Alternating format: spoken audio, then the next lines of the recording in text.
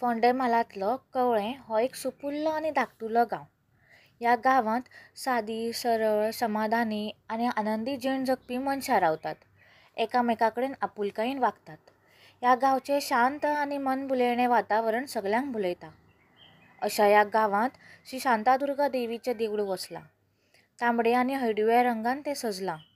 ह्या देवळान वतना दावे वटेन आशिल्ली तळी आनी कुशीक आशिल्लें श्री शांतादुर्गेचें सुंदर रूप पळोवन मन प्रसन्न जाता. देवळाच्या प्राकारांत आशिल्लो धवो फुल्ल दीपस्तंभ नदरेन भरता.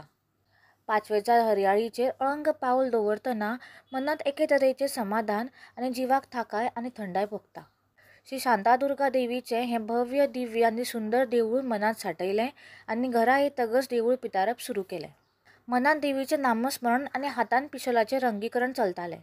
नामस्मरण करता करता कॅनवसाचेर देवळान केन्ना आकार घेतलो आनी देवूळ केन्ना साकार जालें कळ्ळेंच ना.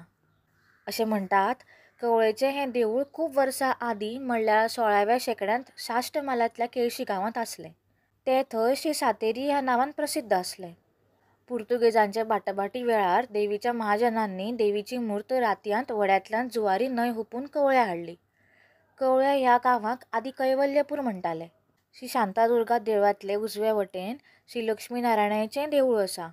देवळाच्या प्राकारांत क्षेत्रपाल, मारुशिला, भगवती, ब्रह्मा आनी ग्रामपुरूश लोमशर्मा आसात.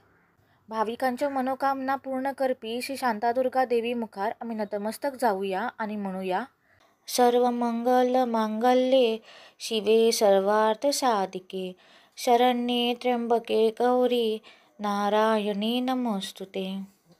तुमकां हें श्री शांतादुर्गा देवळाचें हांवें पितारिल्लें पेंटींग कशें दिसलें हें मुजरत कळयात.